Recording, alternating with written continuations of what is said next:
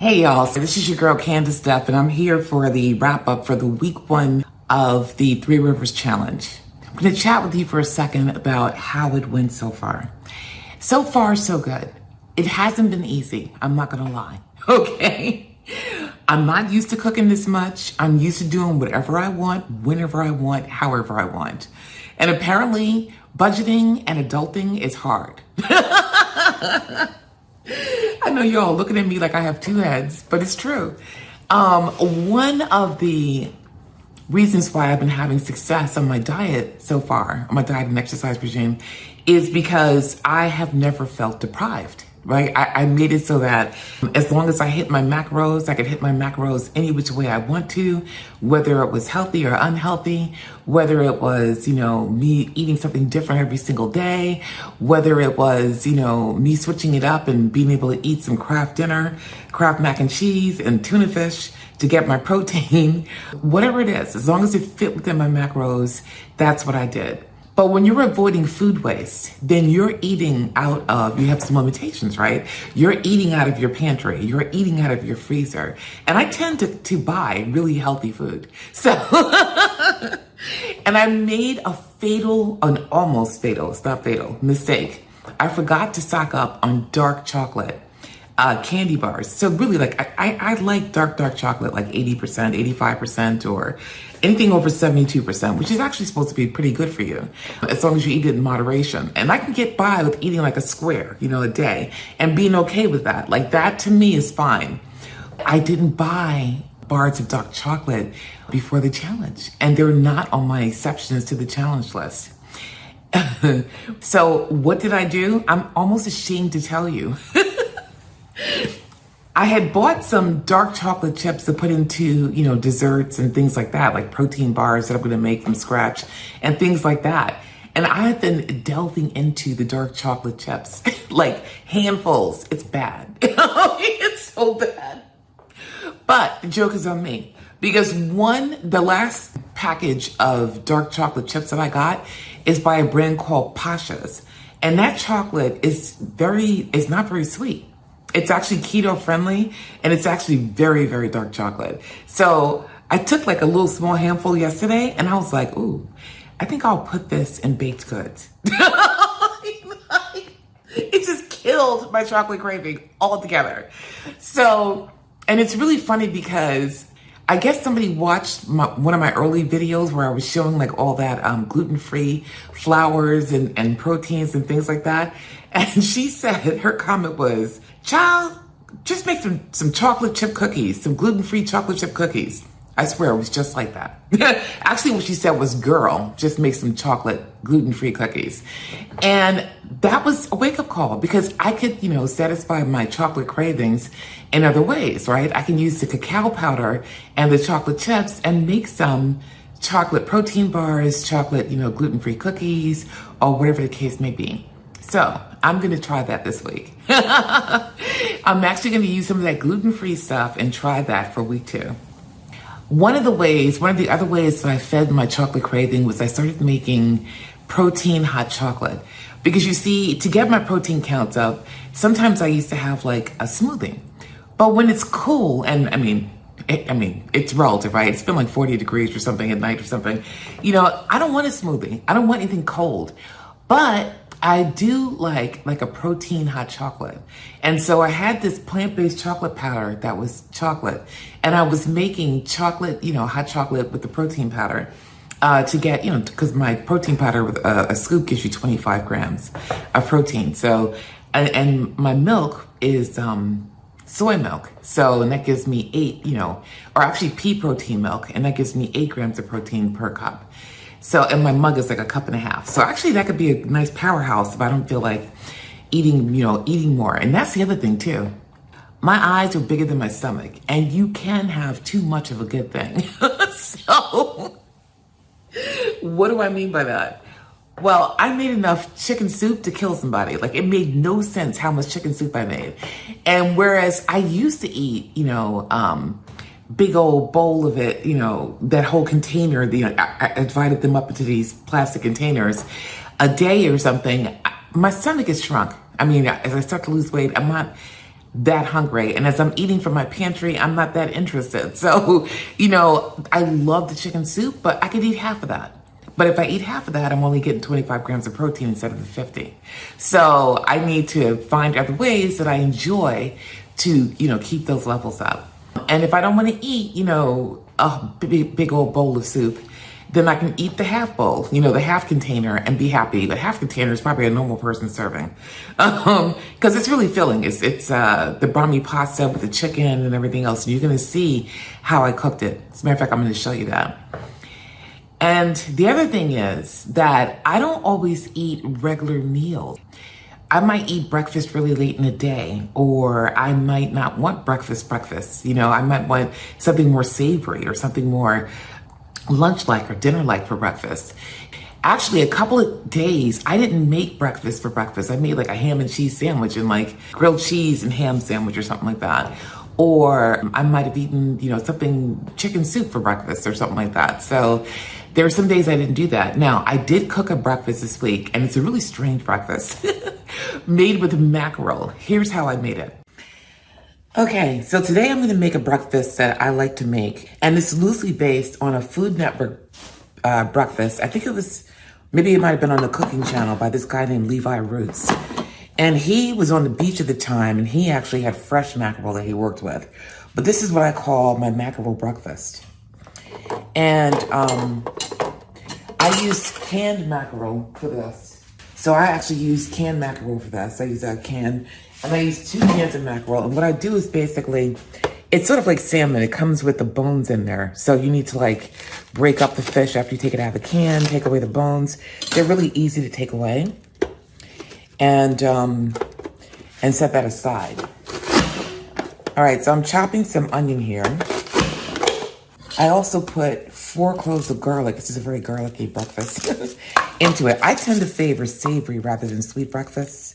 Although I do like a good like hearty protein pancake with blueberry compote on top. And I just make the compote by nuking frozen blueberries in the microwave until they get really sweet, and then I put them on top of the pancakes. So I don't even use syrup when I do that, which is really cool. And I'll be making those during the course of this challenge. But for right now, I'm craving a more savory breakfast. So I'm gonna make this mackerel breakfast. Now, another thing that goes into this breakfast is yuca. And normally I get a much larger yuca than the one you see here, but this is the one they sent me from the grocery store pickup last time. And it's tiny, and it's supposed to be all white inside, and it's not. So this yuca isn't that good. They have frozen yuca in the freezer section. And so I happen to have in my freezer like a little bit of frozen yuca left. And I went ahead and put that into a pan with water. I'm gonna boil that frozen whole and then chop it up. And then I'm gonna make myself some like tiny little dumplings to go into this. And it's one of my favorite things. I actually do like half a cup of flour, a teaspoon of salt, and some water. And I basically just roll these tiny dumplings and drop them into the water with the yuca, and then put them in the sauce with the fish. So and the sauce is really simple as well, which I'm gonna show you. All right, so now we have this done. And as you can see, we have a tablespoon of olive oil in this pot, which I'm gonna turn on. And we have the yuca boiling away in this pot right here. And pretty soon I'm gonna take this out and chop it up. And then I'm gonna prepare the dough for the dumplings, so I can drop them in there. I turned on the wrong eye. All right, so I'm just gonna put them all here. I'm gonna put these onions in here, and we're gonna fry these up along with so I have my little garlic thingy over here in my scraper. I'm gonna scrape this garlic into the pot.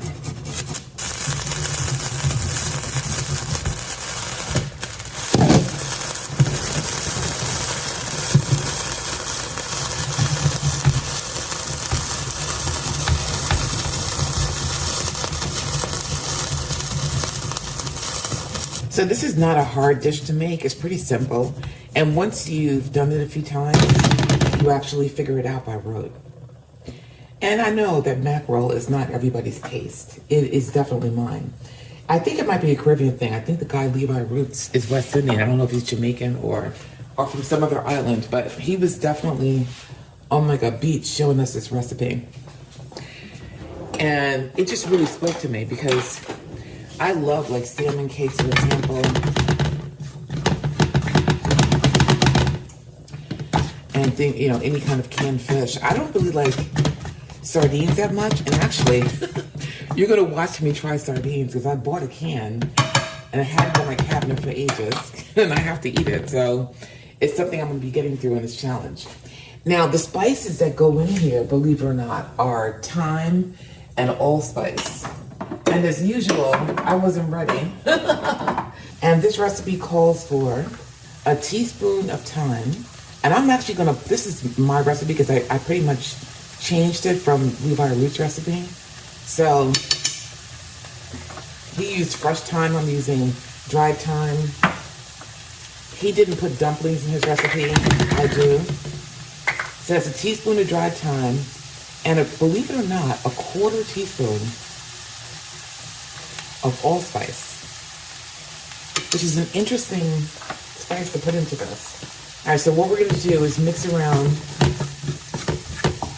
the onions and the spices.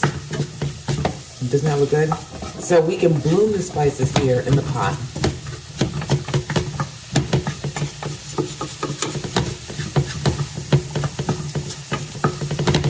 And I'm gonna let that cook down for a moment while I get out the flour. So we're gonna be using the flour for our dumplings, the salt, and we're also gonna take the yuca now that it's not cooked, but it's defrosted. Oh, somewhat cooked. Now that it's defrosted, out of here so that we can chop it up. So I'm gonna bring you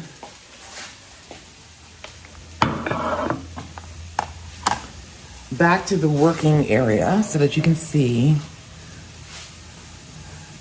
what I'm doing.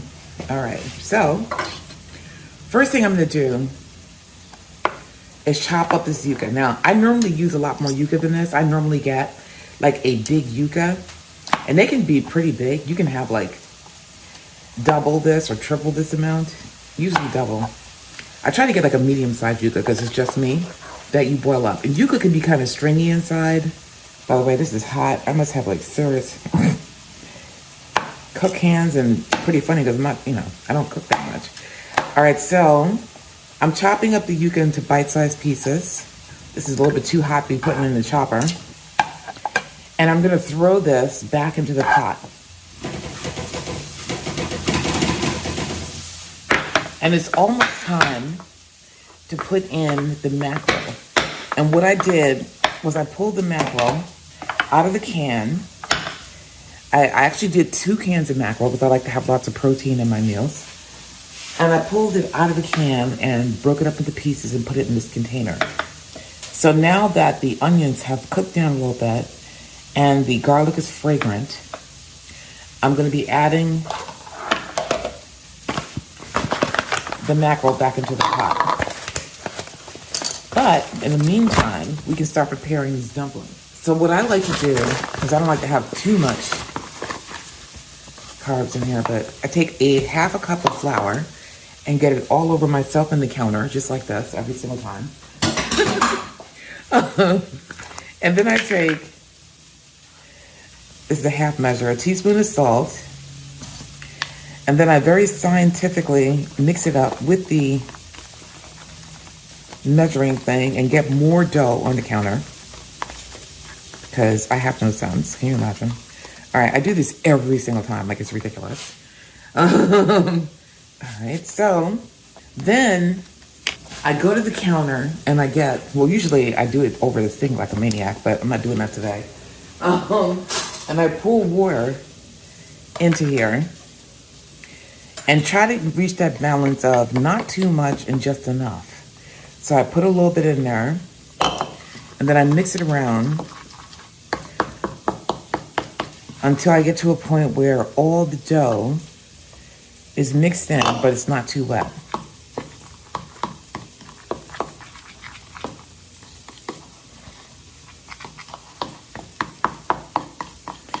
And when I do this, I spill more dough, more flour onto the counter. So really, I don't end up eating too many carbs because most of it doesn't end up in the bowl. By the way, you can't see me, but I'm shaking my head at myself. Okay. Let's see here. As you can see, I'm trying to get all of this into the dough. And I like to make sure it's maybe too dry instead of too wet. Because when it's too wet, I have to add more flour, which is a pain. And who wants to be adding more flour, then adding more water, then adding more flour? So what I try to do is make it as dry as possible while still getting all of the flour into the dough. And we're almost there.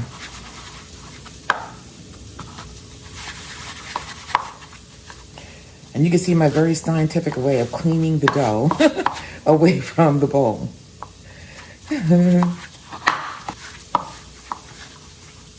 All right, done. And I don't think Levi Roots puts dumplings in his dish. He uses green banana, yuca, and not dumplings. So this is definitely a derivation off of what he did. But I'll leave his recipe below. Then I roll them into like snakes like this, and I drop them into the water with the yuca. So basically, I just pinch off little pieces, stand over the pot, roll up snakes like this, and drop them into the water. Okay, I'm now gonna try not to get the camera stand dirty while I bring you back over to the pot. Meanwhile, back at the ranch, I'm gonna dump in the fish.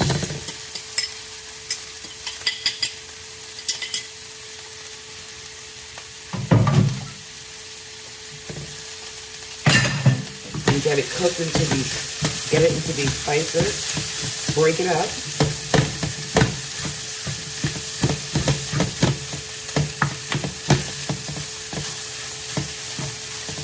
It's already cooked, but I like to let it warm through, and I like to let the flavors meld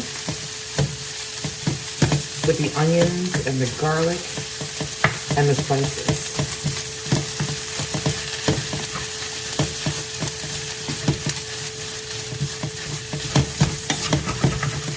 And get the yum yums off the bottom of the pot. I heard some Food Network chef call the brown bits and pieces on the bottom of the pot yum yum, so I've kind of adopted that. That's where the flavor is, right? So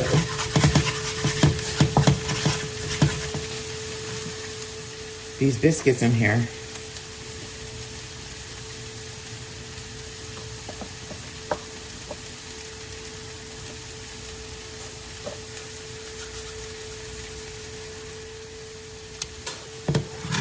I don't want this to burn, so I'm gonna take this off the heat for a second while I go get the tomatoes.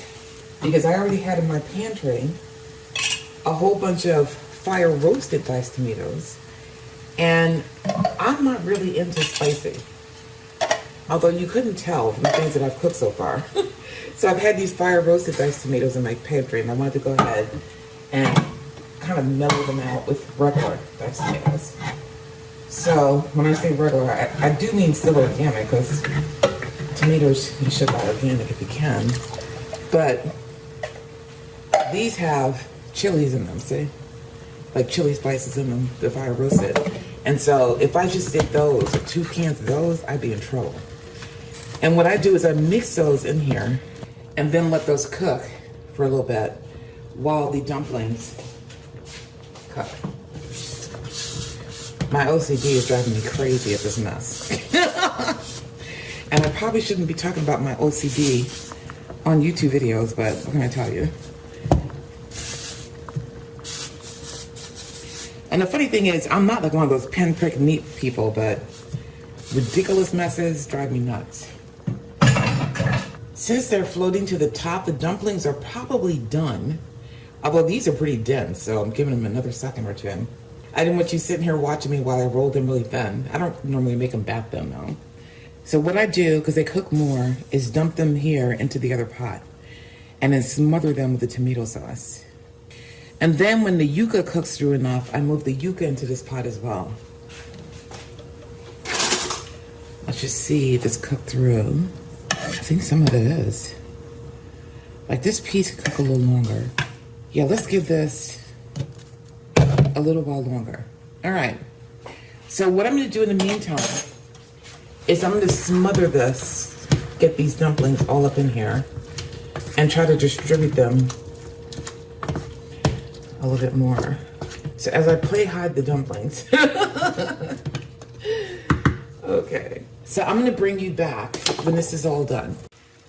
Okay, so the yuca cooked all the way through, and I went ahead and transferred them into this pan. Now I put salt in everything but the main pot. So I put salt in the yuca water, and I put salt in the dumplings themselves. And I gave the fish mix, even though I hadn't used salt in there, a taste. And it appears to be enough salt, but I'm gonna double check that. So definitely salt and pepper to taste after you add everything, and make sure that you're happy with the salt level. And remember, salt brings out the flavor in dishes. But also remember that even though I used no salt added fire roasted tomatoes, I didn't have no salt added regular diced tomatoes. So there is some sodium in here. That is delicious, and it doesn't need any more salt. I didn't even need the Goya. So I'm going to go ahead and dish this up, and then we're going to have a taste test. All right, so this is a pretty hearty dish, and that big old pot will give me 4 or 5 more servings on top of this one. So I'll be having this for breakfast for the rest of the week. But when I eat this, I am not hungry for hours and hours. Like I'll be having a late lunch today. All right, so like a really late lunch. It might almost be dinner time. All right, so now I'm gonna give this a taste. But I'm trying to like let it cool off a little tiny bit because wow, hot tomato sauce will burn your mouth. But let's just try to take a little bit off of this for the dumpling.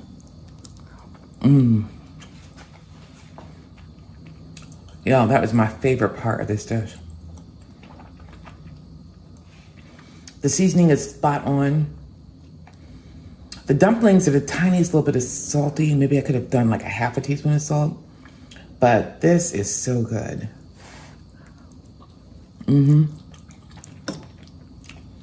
thyme, the allspice, the tomato sauce, it just makes for a really lovely dish.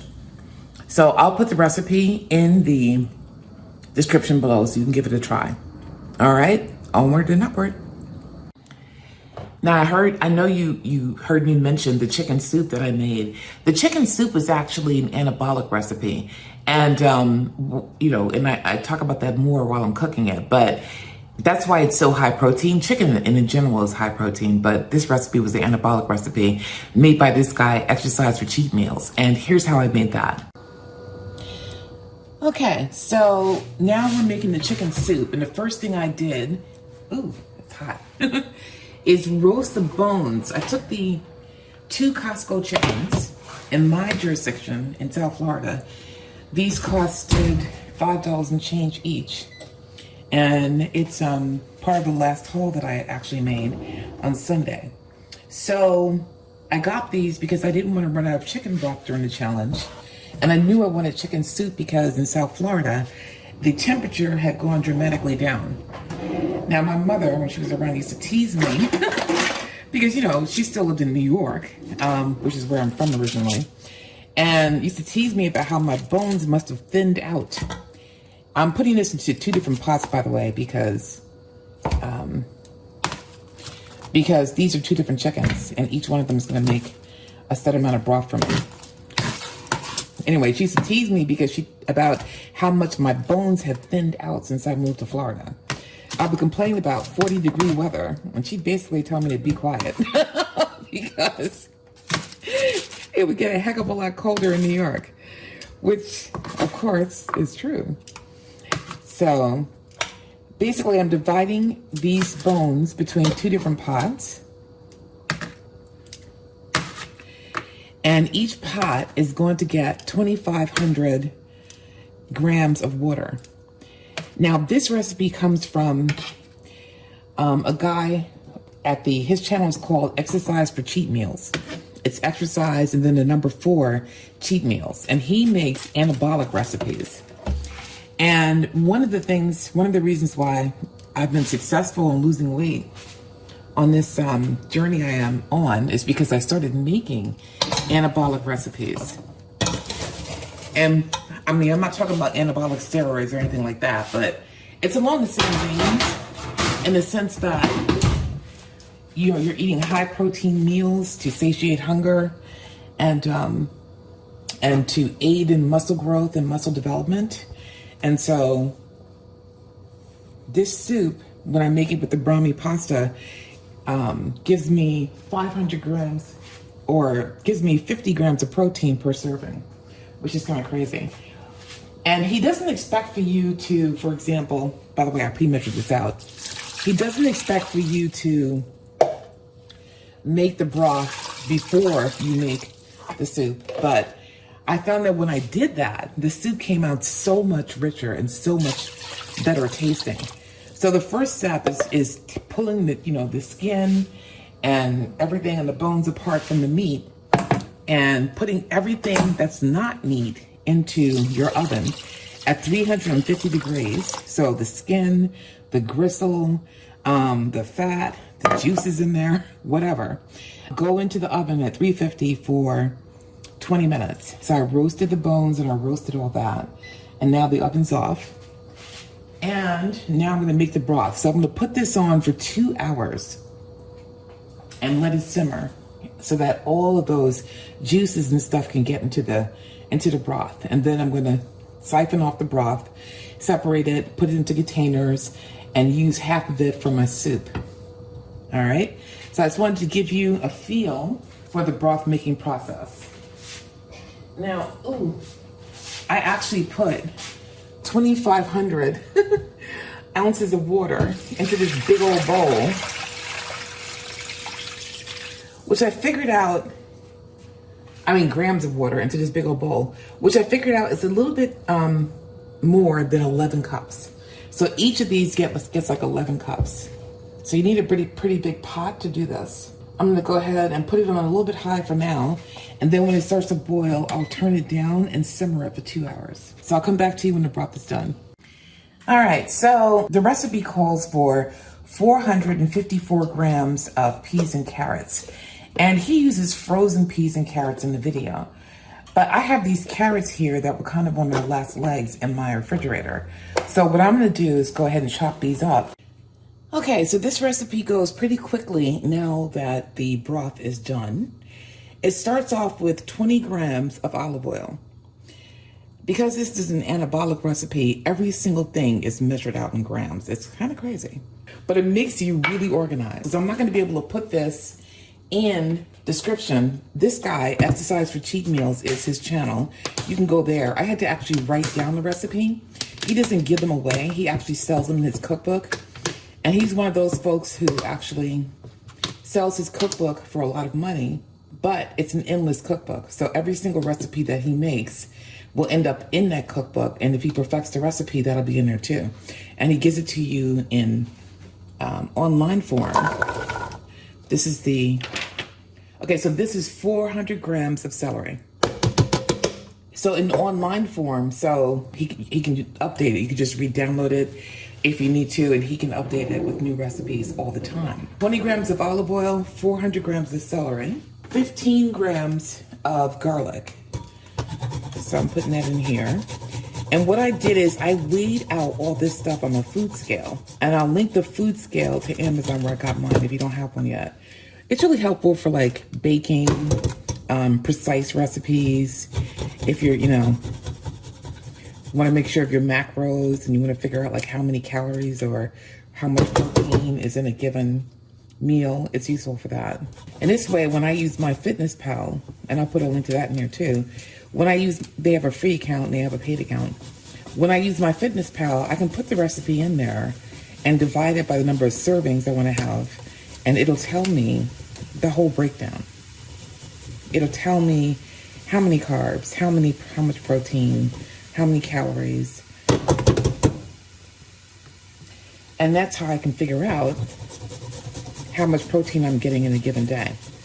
And I'm not obsessive with it. I mean, once the recipe is in there, all you gotta do is click on the recipe and say, I ate a slice of my, easy high protein lasagna, and I had some chicken soup today. And it'll tell me, okay, so this is, based on what you just said, I had 1 serving or 1.5 servings or whatever. This is how much protein you have so far, how many calories you consumed, whatever. And it'll lay it all out. And it's just a click of a button at that point. So the hardest part is just inputting the recipes. And you can actually both if the recipes are online, you can just do a few clicks, like put the link in it, and it'll import the recipe for you.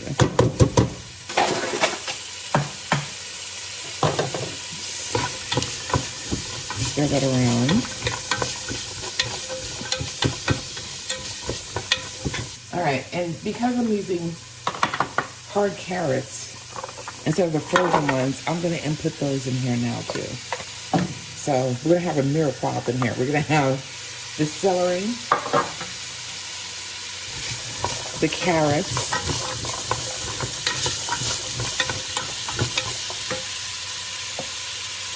and the onions.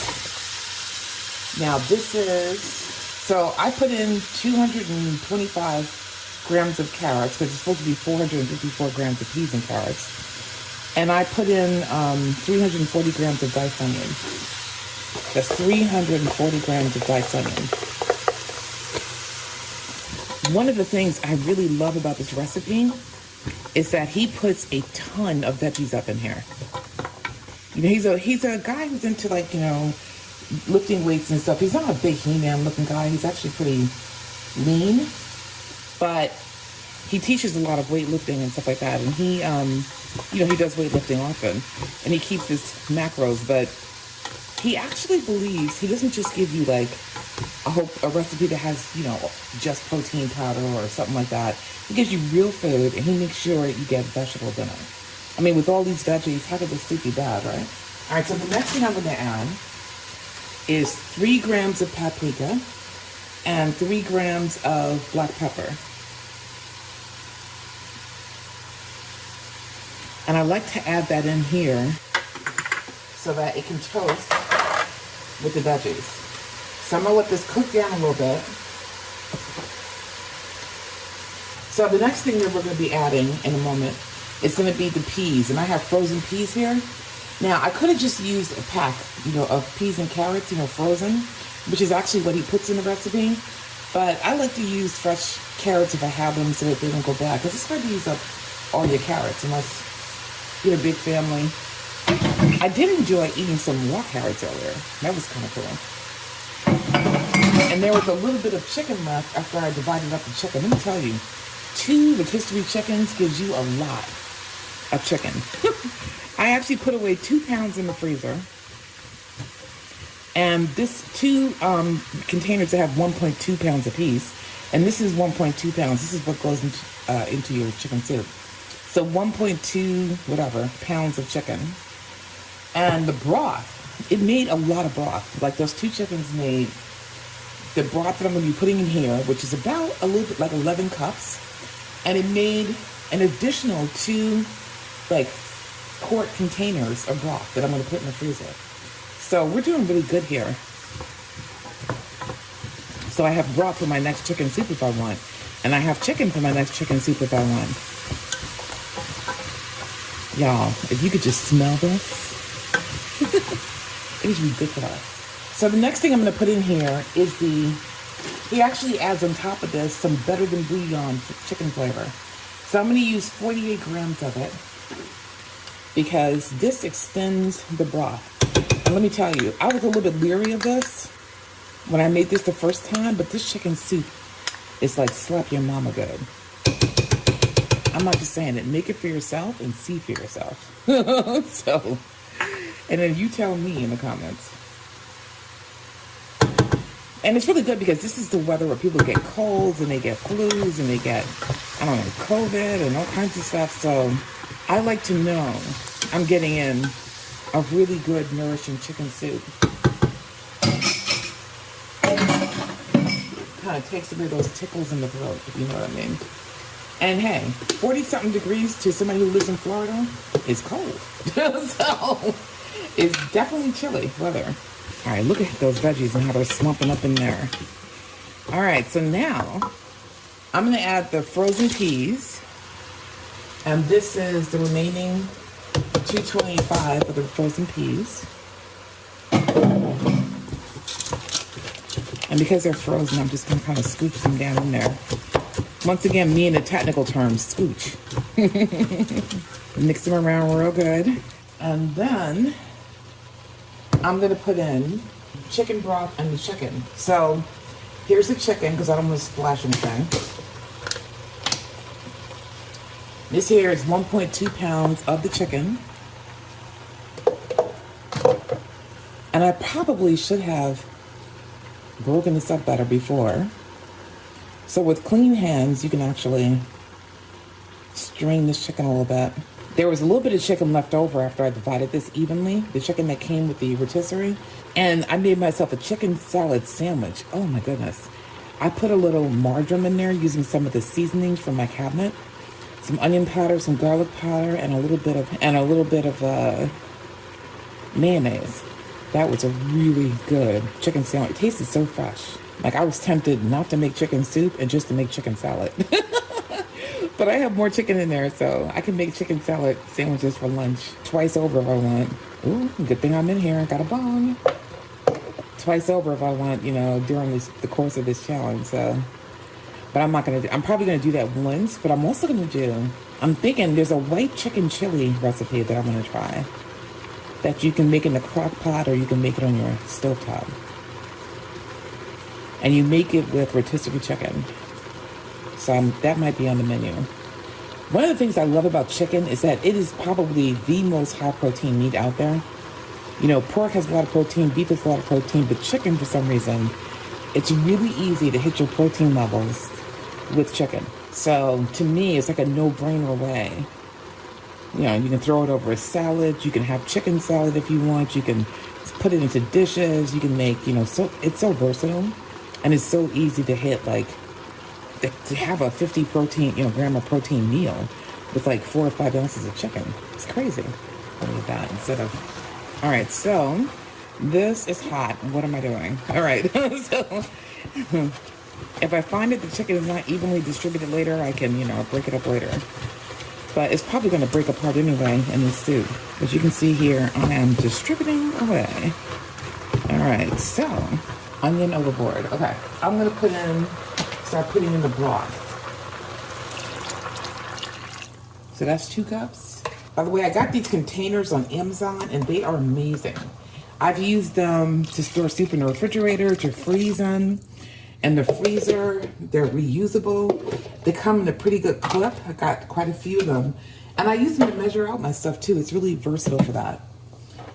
And before I add in the remaining 5 cups of stock, I'm gonna add in this brahmi fusilli. It has semolina durum wheat and it has zucchini beans. But I like it because it's really high protein. So 1 serving, and there's 4 servings in this container, has 12 grams of protein. So I'm not just adding regular pasta to my soup. I'm adding a higher protein pasta, which is in keeping with the anabolic nature of this recipe. So it looks small, but it cooks up really big. Trust me, I know.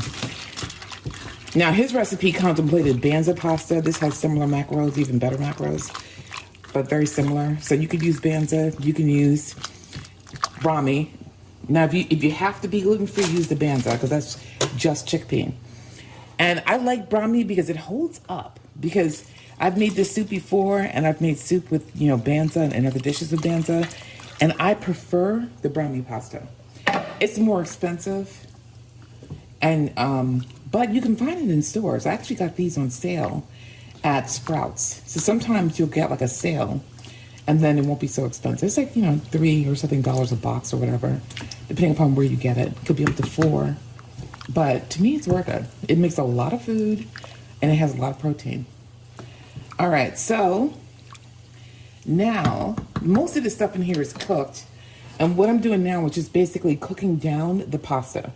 So, I'm going to clean up in here because I tell you, messing with broth and chicken bones and God knows what is a lot. It says cook for 10 to 12 minutes until the noodles are done. And then you should add like 9 ounces of spinach. I think I have some frozen spinach. I don't have any fresh, so I'll do that. And then if you need to, you would add 400 grams more grams of broth, and 3 grams of turmeric. So I'll get that ready. All right. We will come back and take a look after our 10 to 12 minutes. And I'm going to set a timer for 12 minutes. Okay, so the alarm has gone off on the stove. It smells really good. And you can see here that everything has cooked down and amalgamated. All right, so now I'm going to check for seasoning.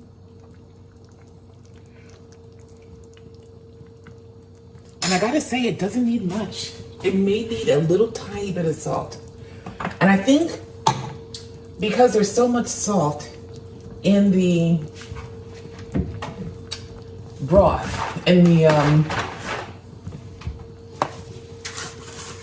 the bouillon, you don't need a lot of salt. So the good news is I'm using up my adobo in the small container. I have another large container in my cabinet somewhere, so that's a good thing. Let me just, oh yeah, that's pretty much perfect. All right, so what I'm gonna do is I'm gonna dish this up and we're gonna do a taste test. Okay, and now it's time for the taste test. I did end up putting a little bit more of the Sazon, the Goya adobo in here because you should definitely salt and pepper to taste. And the salt definitely brings out the flavor of the other ingredients. So make sure you salt and pepper to taste. All right. Go ahead and try this. You can see here, it's a very thick soup.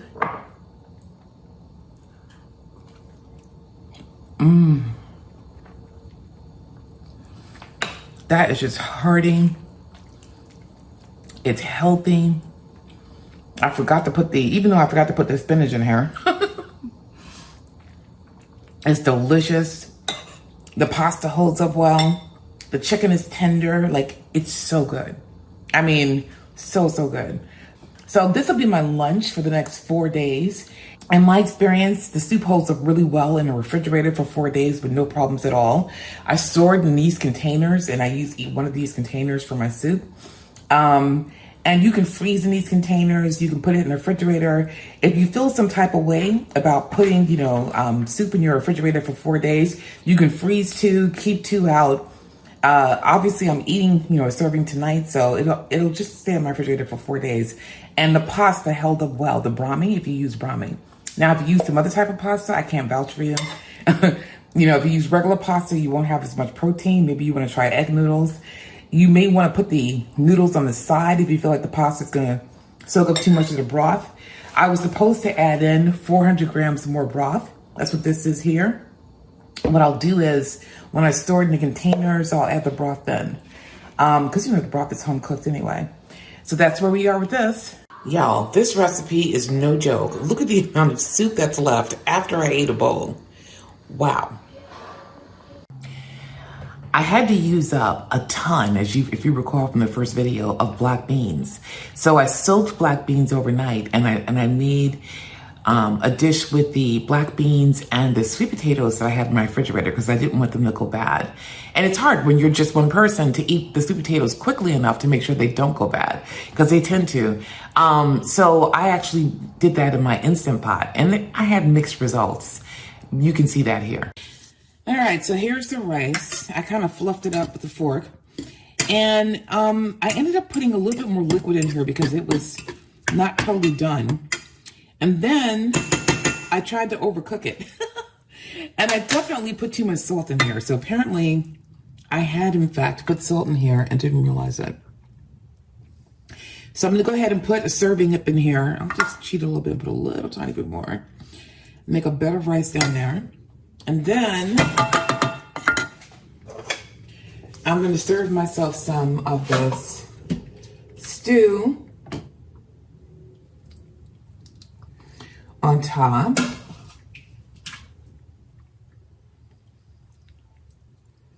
Here, okay.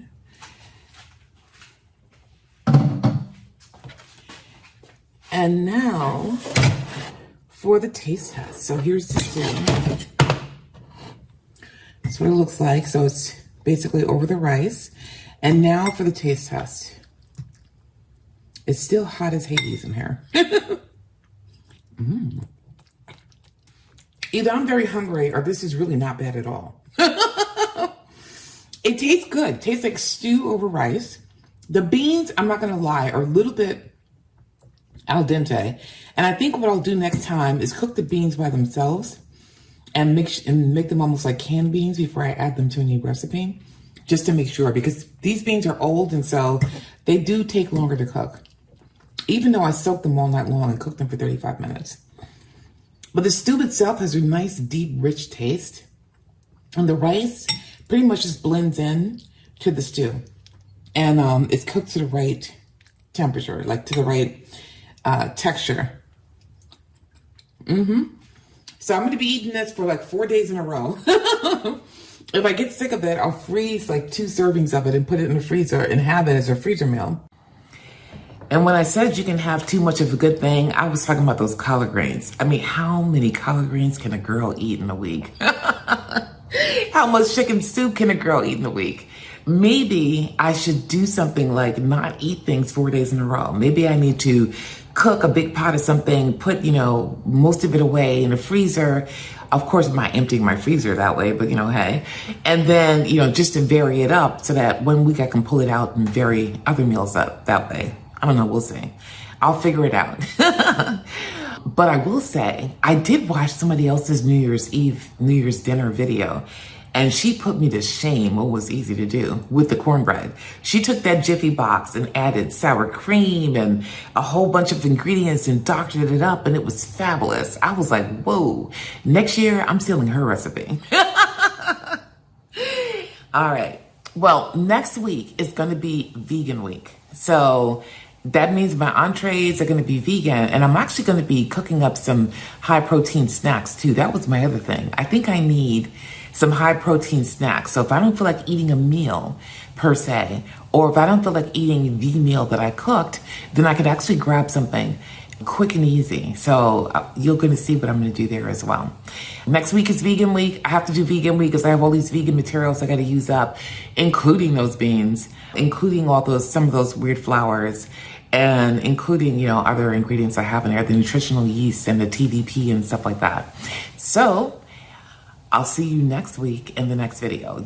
By the way, and this is before I forget, thank you so much for all of your well wishes, for all of your thumbs ups, for all of your comments. It really does help to sustain me during this challenge. It's the first time I'm ever doing it. And a lot of the comments that I'm getting, as you can see from the child who told me to do the chocolate cookies, and are very helpful to me. So keep making comments, keep making suggestions, and keep giving your support. I really appreciate it. And I want you to know that it is really appreciated. Take care.